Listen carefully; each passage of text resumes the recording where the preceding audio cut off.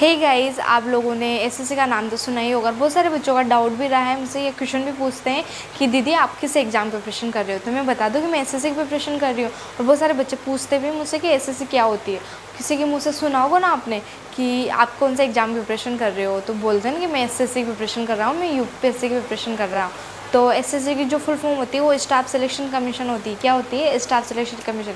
हिंदी में इसको बोलते हैं कर्मचारी चयन आयोग, जो है सेंट्रल जो है इसकी स्टाफ सिलेक्शन जो है इसको कंडक्ट करवाती है।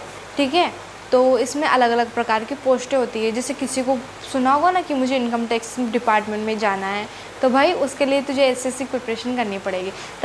जैसे राज्य के लेवल पे भी होती है इनकम टैक्स की इनकी, लेकिन सेंटर के लेवल से जो होती है वो एसएससी के थ्रू ही होती है। ठीक है, तो बहुत सारे बच्चे हैं उनका क्वेश्चन होता है कि एसएससी क्या होती है। तो मैं बता दूं कि एसएससी जो है स्टाफ सिलेक्शन कमीशन होती है। ये सेंटर द्वारा एक कमीशन होता है जो है अलग अलग प्रकार के एग्ज़ाम होते हैं, जैसे कि CGL, CHL, MTS, Delhi police, steno, SSC stenographer, SSC GO, SSC GD, जितने भी एग्ज़ाम होते हैं वो जो है ये कंडक्ट करवाती है। सेकंड है कि जो है इसमें कौन कौन से होते हैं और कौन कौन बच्चे इसको एग्ज़ाम को दे सकते हैं। तो जिनकी 10th पास है वो भी इस एग्ज़ाम को दे सकते हैं, जिनकी 12th पास है वो भी इस एग्ज़ाम को दे सकते हैं, और जिन्होंने ग्रेजुएशन कंप्लीट कर ली है वो भी इस एग्ज़ाम को दे सकते हैं। ठीक है, जिनकी 10th पास है वो जो है एमटीएस का एग्ज़ाम दे सकते हैं, जिसकी 12th पास है वो जो है सीएचएल का दे सकते हैं। बहुत सारे होते हैं स्टेनोग्राफर, इनका अलग अलग पोस्टें होती है, उनको दे सकते हो। और उसके बाद में ग्रेजुएशन लेवल पे होती है सीजीएल। तो एसएससी सीजीएल तो वैसे भी सबकी होती है, जिनकी कोई सी भी यूनिवर्सिटी से आप जो है ग्रेजुएशन कंप्लीट कर लो और एसएससी सीजीएल का एग्ज़ाम दे सकते हो। तो इसके लिए ग्रेजुएशन कंप्लीट होना ज़रूरी होता है, तो आप सीएचएल का एग्ज़ाम जो है दे सकते हो। उसके बाद में आती है कि इसमें कौन कौन से फील्ड में जॉब लगती है।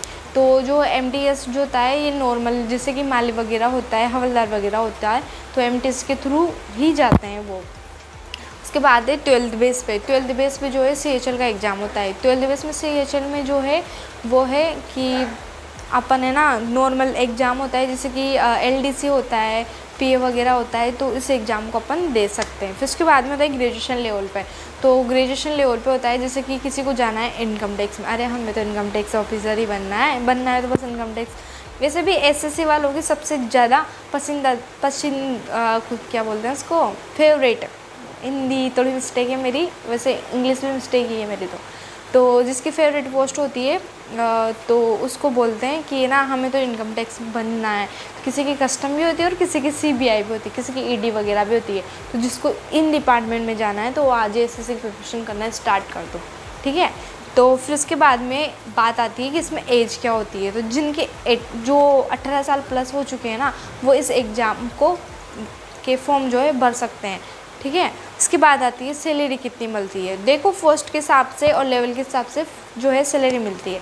फर्स्ट सैलरी जो 10th बेस पे होती है वो 18,000 से ऊपर मिलती है, 25,000 के बीच में। पोस्ट जो है पोस्ट के हिसाब से मिलती है कि ये है तो इसमें इतनी पोस्ट है तो इस डिपार्टमेंट में इतनी सैलरी मिलती है। ठीक है, तो प्रमोशन भी हो जाते हैं तुम्हारे अच्छे से। फिर उसके बाद में जाते हैं कि जो है 12th बेस पे कितनी मिलती है। 12th बेस में जो है 25 से लेके 40,000 के बीच में जो है सैलरी मिलती है। उसके बाद आती है ग्रेजुएशन लेवल पे जो होता है सीजीएल का एग्ज़ाम। तो उसमें जो है उसमें पोस्ट के हिसाब से ही सैलरी मिलती है। ठीक है, तो उसके लिए 40,000 से लेके 1-1.5 लाख तक की जो है सैलरी मिलती है, लेकिन वो प्रमोशन होने के बाद मिलती है। तो 40 से लेके 80,000 के समथिंग तो तुम जो है मान के चलो कि तुम्हारी इतनी सैलरी मिल जाएगी। ठीक है, फिर उसके बाद में आता है एग्ज़ाम पैटर्न। तो इसका जो एग्ज़ाम पैटर्न होता है उसमें ना 4 सब्जेक्ट पूछे जाते हैं, जीके, जीएस, रीजनिंग, उसके बाद में मैथ, और जो होता है रीजनिंग हो गया, मैथ हो गया, और क्या होता है जीके, जीएस हो गया। 4 ही तो सब्जेक्ट होता है। तो इंग्लिश है तो ये चारों सब्जेक्ट होता है, जो 4 सब्जेक्ट होता है। इंग्लिश में भी बहुत सारे होते हैं वोके वगैरह, तो इसके ऊपर मैं अलग से वीडियो बना दूँगी कौन सी बुक पढ़नी चाहिए, इसमें क्या होता है। इसके लिए जो वीडियो जो है लंबी हो जाएगी, तो इस पर नहीं बनाते हैं। ठीक है, तो इसमें जैसे दिल्ली पुलिस हो गया, जीडी वगैरह जितने भी एग्ज़ाम होते हैं वो एसएससी के थ्रू ही होते हैं। तो आज ही लग जाओ भाई तैयारी में। और वे इसके एक जो है अपने स्टूडेंट के लिए प्लस पॉइंट ये होता है कि हर साल वैकेंसी आती है इसके। तो अगर तुम्हारा इस बार नहीं हुआ तो अगली बार हो जाएगा। और अगर आपने इस बार फॉर्म नहीं डाला तो अगली बार आप इस फॉर्म को डाल सकते हो, ठीक है। तो एसएससी के लिए आप एलिजिबल हो, आराम से फॉर्म फिल करो, प्रिपरेशन करो और आपकी जॉब पक्की है, ठीक है। अगर आपको कोई डाउट आता है तो आप मुझे कमेंट में बता देना, मैं आपके सारे क्वेश्चन का जवाब दे दूँगी। अगर कमेंट में होगा तो मैं कमेंट में दे दूँगी, अगर थोड़ा बड़ा होगा तो मैं वीडियो बना दूँगी, ठीक है। Thank you so much, all the best. आज ही एसएससी की प्रिपरेशन करो। अगर आप चाहते हो इन डिपार्टमेंट में जॉब लेना तो आज ही लग जाओ प्रिपरेशन, बड़ा दिल लगा के मैंने, ठीक है। Thank you so much, bye, all the best.